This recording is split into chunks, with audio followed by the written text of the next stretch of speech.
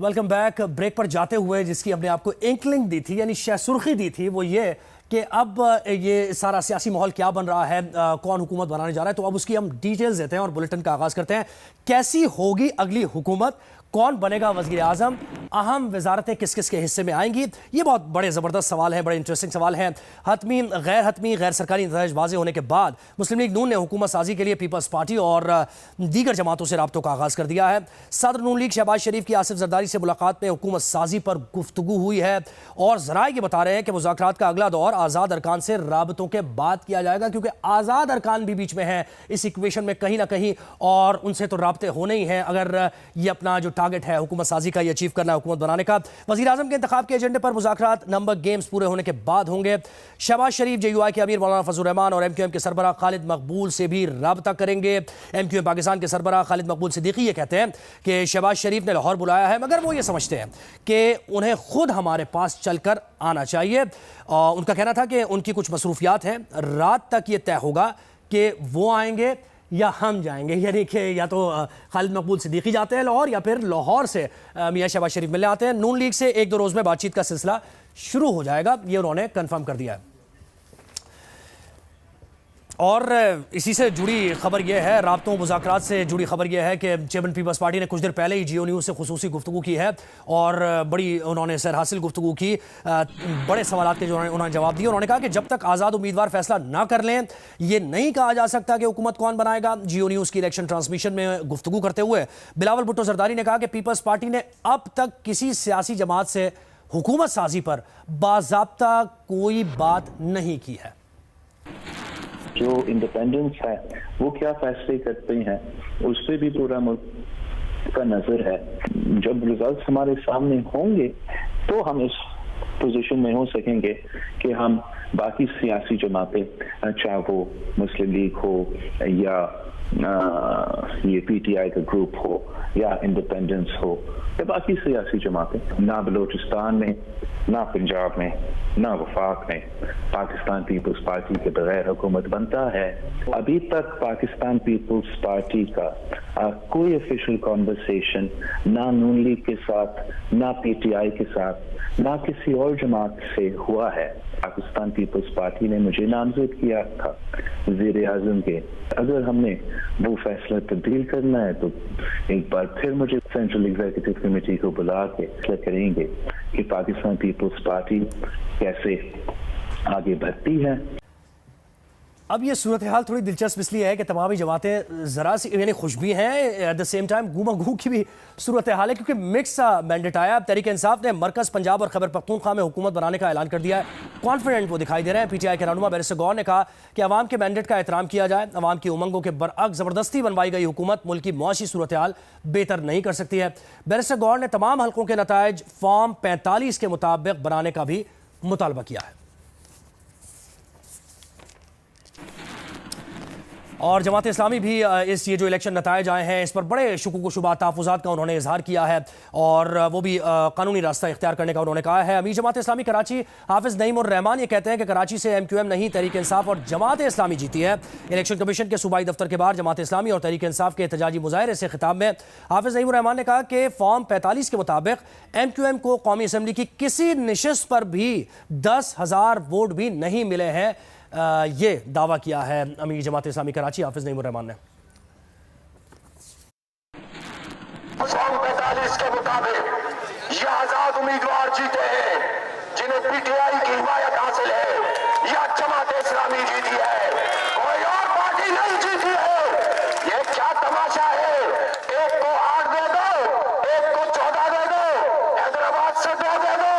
Result हमारे पास है, form 45 हमारे पास है और इस फॉर्म 45 के मुताबिक पूरे शहर की 22 कौमी असम्बली और 47 सूबाई असम्बलियों में किसी कौमी असम्बली में MQM के वोट 10,000 भी नहीं है। किसी सूबाई असम्बली में 5,000 भी नहीं है। शहरियों तुम्हें मुबारक हो, तुमने इन दहशतगर्दों को, बदलाखोरों को शिकस्त दे दी है। और मुल्क के मुख्तलिफ हिस्सों में जो कुछ हो रहा है, मेल मुलाकातें हो रही हैं, सियासी तज्जिए जारी हैं, खबरें जारी हैं, अपडेट्स आ रही हैं, एहतजाज हो रहा है, इस सब से मुतालिक आपको बता रहे हैं। तो ब्रेक में जाते हुए हमने आपको बताया था कराची में नुमाइश चौरंगी पर TLP के कारकुनों और पुलिस के दरमियान झड़पें हुई हैं। जीशान शाह से अहवाल जानते हैं। जीशान, बताइएगा इस वक्त क्या सूरत हाल आप देख रहे हैं वहाँ पर? कुछ कंट्रोल करने की कोशिश की जा रही है? जी देखिए, बिल्कुल TLP की जानिब से एक एहतजाजी कॉल दी गई थी जिसके अंदर नुमाइश सिग्नल से रैली की सूरत में वहाँ पे जमा होना था और वहाँ से इलेक्शन कमीशन की जानिब उन्हें मार्च करके एहतजाज करना था। तहम ऐलान के फौरन बाद पुलिस की भारी नफरी नुमाइश सिग्नल पर पहुंच गई। जो ही चंद लोग वहाँ पर पहुंचे, पुलिस ने उनको रोका। तहम थोड़ी सी झड़प की सूरत में इब्तदाई तौर पर 5 अफराद को नुमाइश सिग्नल से गिरफ्तार किया गया। तहम उसके बाद में जितने भी कारकुनान थे वो नश्तर पार्क और सोल्जर बाजार की जानिब जमा होना शुरू हुए, जिसके बाद में पुलिस की भारी नफरी ने वहाँ का रुख किया। वहाँ पे शेलिंग भी हुई और शेलिंग के नतीजे में तकरीबन 10 अफराद को गिरफ्तार किया गया और जितना भी क्राउड जमा हुआ था वो शेलिंग के बाद में मुंतशिर हो गया। पुलिस की नफरी ताहाल क्योंकि तो मौजूदा पुलिस अफसरान का कहना है कि रैली निकालने की कोई इजाजत क्योंकि नहीं ली गई है तो उनको अलाउ नहीं किया जाएगा। तो हम दूसरी जानिब पुलिस वक्तन फवक्तन नुमाइश से लेके सोल्जर बाजार और मुख्तलिफ गलियों में भी इस वक्त गश्त कर रही है और पुलिस की भारी नफरी ताहाल तैनात है। जी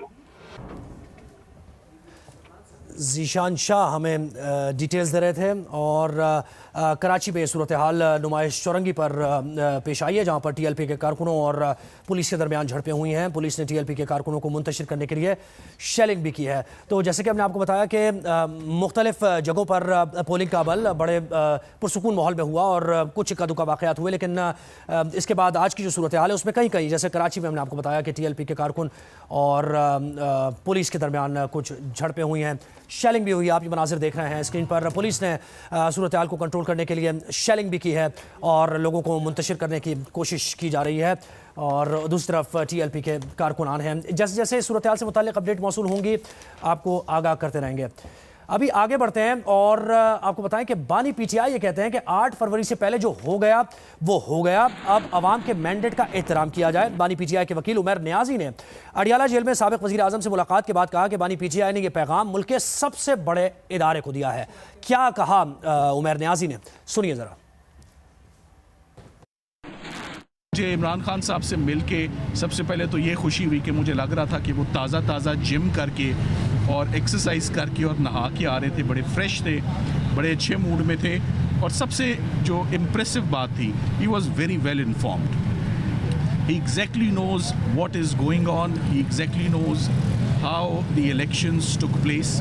उन्होंने इलेक्शंस के हवाले से बड़ी तफसीली हदायत उमर नियाजी साहब को दी। जो खान साहब के साथ मीटिंग हुई उसमें खान साहब ने सबसे पहले तो अपनी कौम को मुबारकबाद पेश की है।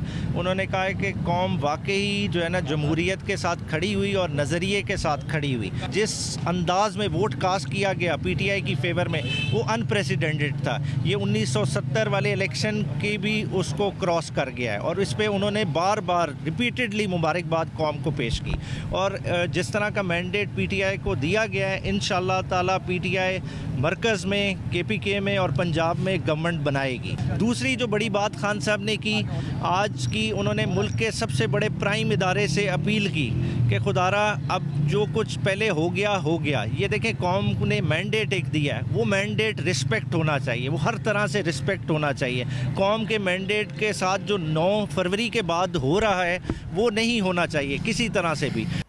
तो ये देखा आपने, तमाम ही जमातें अब दावा भी कर रही हैं और कोशिश कर रही हैं कि वो जिस मकसद के लिए जैसे हमने कहा था कि इंतखाबात में उन्होंने हिस्सा लिया है तो वो मकसद भी किसी सूरत पूरा हो। हमारा मकसद ये है कि आपको मुसलसल अपडेट करते रहें। Welcome back. ब्रेक के दौरान एक खबर आई, बड़ी इंपॉर्टेंट खबर जिसके बारे में सब सुनना चाहते हैं। वो खबर क्या है? खबर यह है कि सदर मुस्लिम लीग नून शहबाज शरीफ और आसिफ जरदारी के दरमियान जो कल मुलाकात हुई है उसकी तफसीलात सामने आ गई हैं। आसिफ अली जरदारी और शहबाज शरीफ के दरमियान गुज़श्ता रोज़ की मुलाकात की अंदरूनी कहानी क्या है ये आज़म मलिक से हम जानते हैं। आज़म बताइए, राब्ता तो हुआ था, मुलाकात हुई, मुलाकात में क्या मामलात ज़ेर गौर आए? जी बिल्कुल, गुज़श्ता रोज़ आम इंतखाबात के बाद हुकूमत साजी के मामलात पर आसिफ अली जरदारी और शहबाज शरीफ के दरमियान जो मुलाकात हुई उसमें इसहाक डार शहबाज शरीफ के हमरा थे, जबकि आसिफ अली जरदारी के साथ उनके बेटे बिलावल भुट्टो भी इस मौका पर मौजूद थे। दोनों जमातों के रहनुमाओं ने इलेक्शन मुहिम के दौरान एक दूसरे पर तनकीद पर गिले शिकवे किए। शहबाज शरीफ का कहना था कि पीपल्स पार्टी की क़यादत ने उन पर बेजा तनकीद की, जिस पर आगे उन्होंने आपस में ये तय किया कि जमहूरियत में इस्तेहकाम के लिए मिलकर फार्मूला तय करना होगा। दोनों जमातों ने अपने अपनी रहनुमाओं से मुशावरत के लिए वक्त मांगा और उम्मीद की जा रही है इतवार के रोज इन पीपल्स पार्टी और नून लीग के रहनुमाओं की फिर एक मुलाकात होगी। जी बिल्कुल, बड़ी अहम ये मुलाकात हुई है और अभी तो ये राब्ते और मुलाकात शुरू हुई है। इसकी अंदरूनी कहानियाँ जैसे जैसे और मज़ीद वजाहत से आएंगी तो वो बताते रहेंगे। आज़म, बहुत शुक्रिया आपका। अभी वक्त हमारे पास कम है। NA-58 चकवाल के इंतखाबी नताइज के खिलाफ तलागंग में एहतजाज हुआ है। इस दौरान मुजाहिरीन पर शेलिंग भी की गई है, जिसके बाद तलागंग में मुजाहिरीन ने सड़क दोबारा ब्लॉक कर दी है। मनाजिर आप देख रहे हैं। NA-58 चकवाल के इंतखाबी नताइज के खिलाफ तलागंग में एहतजाज हुआ है, उसके मनाजिर ये नजर आ रहे हैं आपको।